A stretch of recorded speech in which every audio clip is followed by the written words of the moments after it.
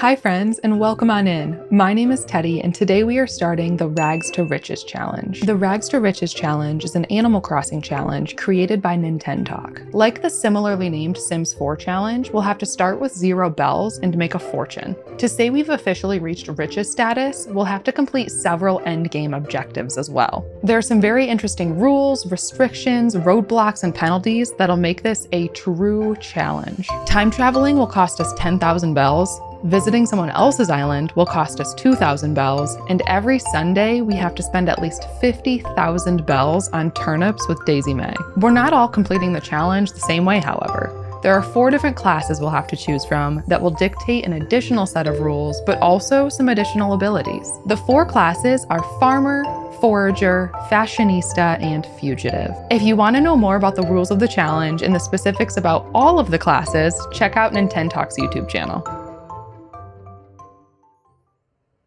There is nothing more nostalgic than the start of a new island.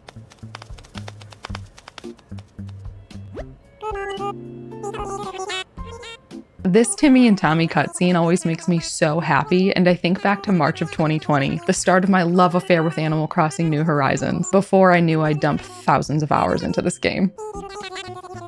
According to the rules, we're allowed 1 reroll. If we don't like our map, our villagers, fruit, airport color, whatever, on this first go, we have 1 more shot. But on that one, we do have to stick with it. Let's introduce ourselves, type in our name, and it's time to create our character. I'll choose my skin tone, hairstyle, eyes. We all have a go-to eye style in Animal Crossing, don't we? These ones are mine. A nose, some blush, we're good to go. On to the map. One of the hardest stinking decisions in the early game. I typically prefer 2 south-facing rivers. Don't ask me why, but I do.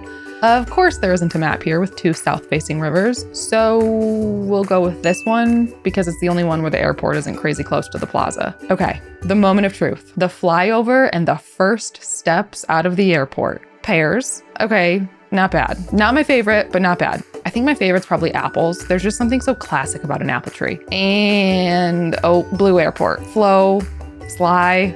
I think we can do better. Let's try it again. We're back. Timmy and Tommy, nice to see you again. Name, skin tone. Oh man, that's an interesting choice in shirt. Okay, haircut, hair color, eyes, nose, mouth. No blush this time, actually. Back to map selection. And of course, there is still no double south-facing rivers. Just my luck. The Heart Pond map is tempting. Always cute. A dog bone map, another fun option. But why not? Let's go bottom left. The island within an island. Okay, moment of truth 2.0. The final moment of truth because we're getting no rerolls. This is it. We get what we get here. Fingers crossed. Cherries. Okay, I'll take it. I'll take it. My OG 2020 island has cherries. Cherries and I get each other. Blue airport. Okay, not bad. Not bad. These villagers are not bad. Bam and Faith. I'll take it. Could be way worse. Could be Rocket, you know? Let's scoot on up to the plaza, grab our tent, and find a place for it. In the early game, I always try to place my house somewhere where it won't take out any trees. Trees are so valuable early game for sticks, fruit, wood, so I try to keep as many of those around as possible. Cute. Tent is placed. One of the very early challenge rules is that the starter villagers get to pick their own tent locations. So wherever Faith and Bam are standing, that's where their tents will go. Hey there, Faith. Sure thing, girlfriend. This spot is wonderful. Let's get this placed for you. And Bam! Hey, buddy. Yeah, don't really love this spot for you. You're gonna take out some money-making cherries here, bud. Let me grab those before we place your tent and take out that tree. Oh, I don't know how to pick these things up yet. That's unfortunate. Okay, whatever. Sure, take out my cherry tree. There, Bam's tent has a home. Let's check back in with Tom. 10 tree branches? Got it. Tree branch delivery. Cherries? I'm on it. And here are the cherries. We are on to one of the most challenging, irreversible parts of this game. Naming the island. According to the rules of the challenge, your island name has to start with the letter determined by the class which you choose. Up to this point, I've been super undecided on which class to choose. The comfortable side of me wants to choose Forager. I feel like I'm a natural forager, and it's one of my favorite parts of most of the cozy games I play. But I do want to challenge myself. I have friends doing Forager. I could do something completely different and out of character, and pick Fugitive. If I choose Forager, my character has to wear a do-rag. If I choose Fugitive, I have to either wear the paper bag hood or the superhero mask. Now hear me out. If I wear the superhero mask, I can also wear my classic bear cap. I'll be honest, I don't know who I am in Animal Crossing if I don't have my bear cap on. Okay, that's it. Decision's made. Fugitive it is. The bear cap did it for me. Because I've decided to go the fugitive route, my island name has to start with the letter G. Now, I have 2 golden retrievers, Miles and Rowan. Golden Glen, maybe? No, too long. Golden Bay? Okay. That fits. I like it. Golden Bay it is. Thank you, Miles and Rowan, for the inspiration. Okay, all of these tough decisions are getting to me. Let's grab our cot from Tom and get a good night's sleep.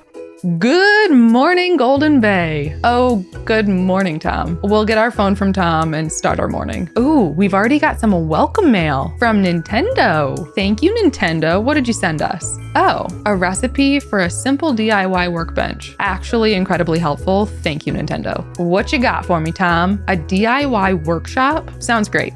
Let's do it. Material gathering. We can get these 5 tree branches in a jiffy. Done and done. Okay, first tool, the flimsy fishing rod. We love it. An essential tool, truly.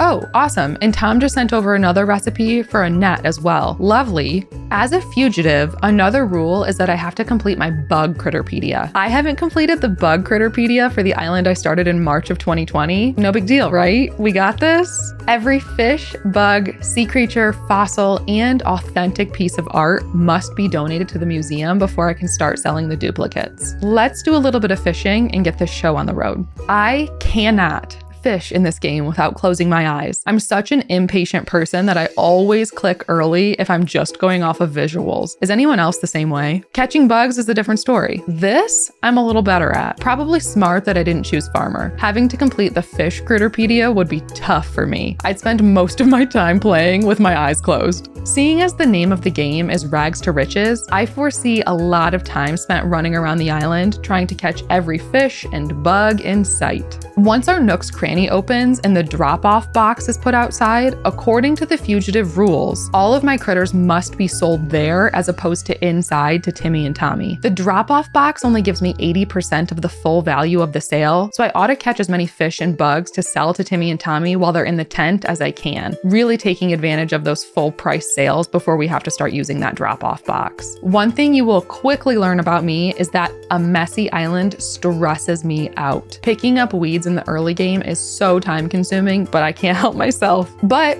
nothing wrong with picking up some weeds while I catch bugs and fish. With a pocket full of critters and a broken net, let's take our critters into Tom. We'll give him a couple of these so he can get the Blathers move-in process started. And here's a DIY for an axe. Thank you. Very helpful. We also got some flowers and a watering can recipe from Tom, so now we're off to place the museum tent. I do want to be careful here about where I place the museum. There's no rule dictating where it has to go, but it does cost a lot of bells to move. And as it's important to save as many bells as possible here, I really don't want to have to be moving the museum at all. Okay, museum is down. And I can't help but get distracted by the weeds. I can't just leave them there. Let's check in with Tom, get a few more tools crafted, and get grinding on this museum. Like I said before, one of every critter has to be donated to the museum before we can sell any duplicates. So I want to start placing those outside of the museum now, so I have them ready to go when Blathers does show up. Now let's go sell those duplicates we already have and see what we can get for them. Almost 7,000 bells? I'll take it. Let's do some more fishing, weeding, catching bugs, and be sure to leave these duplicates with Blathers.